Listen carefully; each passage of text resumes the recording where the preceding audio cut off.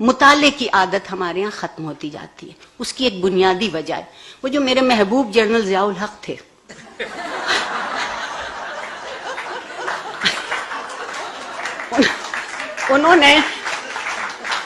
انہوں نے اس معاشرے سے چند بری عادتیں چھین لی. مثلا تقریر کا فن چھین لیا، خطبہ رہ گیا. تقریر میں تو آپ دونوں موضوع سوچتے ہیں نا، مخالف بھی، یہ امکان کی بات کرتے ہیں، اور خطبے میں آپ صرف فتوے کی بات کرتے ہیں. زندگی فتووں پہ زندہ نہیں ہے، زندگی امکان پہ زندہ ہے.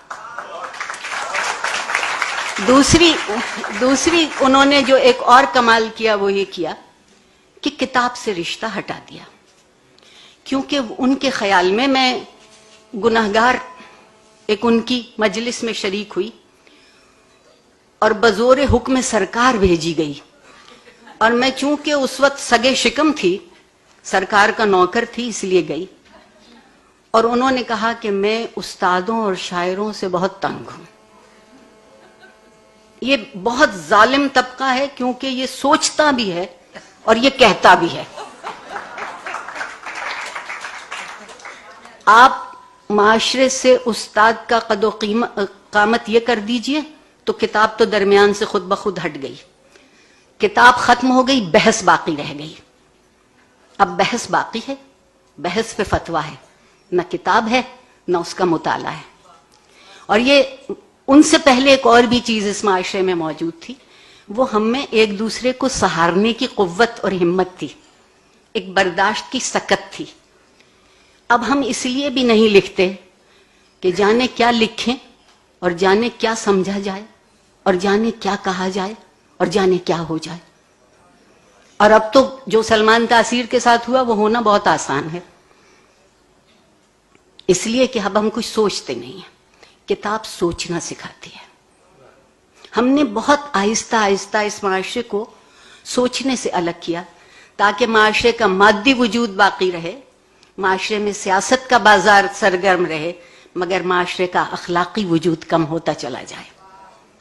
جس معاشرے کا اخلاقی وجود نہیں رہے گا وہاں میں بہت ممنون ہوں امینا سید کی. آپ یقین مانیے پچھلے سال 2 دن یہاں آئی تھی تو زندگی کے دن بڑھ گئے تھے اور عمر کے دن گھٹ گئے تھے. اس دفعہ بھی کچھ ایسا ہی ہے. اتنے حبس کے موسم میں، اتنی گھٹن کی فضا میں وہ یہ موقع دیں کہ یہاں ہم دل بیٹھ کے وہ بات کر سکیں جو معاشرے کی زندگی کی بات ہوتی ہے، ایک معاشرے کی ترجیحات کی بات ہوتی ہے.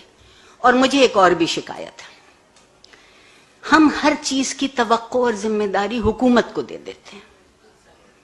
میں معافی چاہتی ہوں کہ جو حکومت آئینی ذمہ داریاں پوری نہیں کر سکتی وہ اخلاقی ذمہ داریاں کیوں کر پوری کرے گی.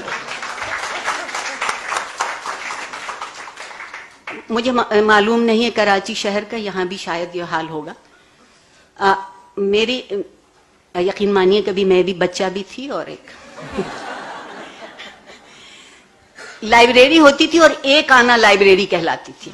وہ کھوکھا جس کا ذکر کیا ہے غازی نے، وہ کھوکھے موجود تھے شہر میں، بلکہ کچھ لائبریریاں تو چلتی پھرتی لائبریری تھیں جنہیں گشتی لائبریری کہتے تھے. اور یہاں جو لوگ پنجابی سمجھتے ہیں وہ اس لفظ کو بھول جائیں. اب ایک معاشرے کی ترجیحات دیکھیے. اخبار میں اشتہار آتا ہے 1000 روپے کا پیزا سستا ہے، بے حد سستا ہو گیا. 1000 روپے کا پیزا 4 لوگ کھا سکتے ہیں، اور اس کے ساتھ ایک پیپسی کی بوتل راحت جاں کے لیے مفت ساتھ آتی ہے. جب کوئی ہم سے یہ کہتا ہے کہ 500 روپے کی کتاب خرید لو تو ہم کہتے ہیں کتابیں بہت مہنگی ہو گئیں. میری گزارش یہ ہے کہ 1000 روپے کا پیزا 4 لوگ کھاتے ہیں اور صبح تک اس کو کسی تہذیب میں شمار نہیں کیا جاتا.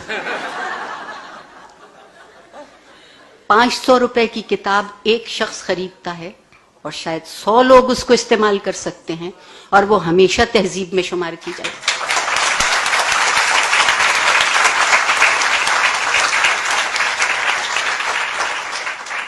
ہم ایک بڑی مدت سے خود فریبی میں مبتلا ہیں۔ انیپا آپا آپ سے بے حد معذرت کے ساتھ مایوسی نہیں ہے، لیکن کبھی کبھی اپنا چہرہ بھی دیکھ لینا چاہیے۔ گو کہ ہم سے ہمارے چہرے ہمیشہ جھوٹ بولتے ہیں۔ ہم نے ابھی تک خود فریبی سے اپنے آپ کو الگ نہیں کیا۔ خود فریبی میں لطف یہ ہے کہ وہ نظر آتا ہے جو نہیں ہوتا، اور جو ہوتا ہے وہ نظر نہیں آتا۔ صرف کتاب وہ آئینہ ہے جو وہ دکھا دیتی ہے کہ جو تھا، جو ہے، جو ہوگا اور جو ہو سکتا ہے وہ سب نظر آ سکتا ہے۔ بے حد شکریہ، بڑی نواز۔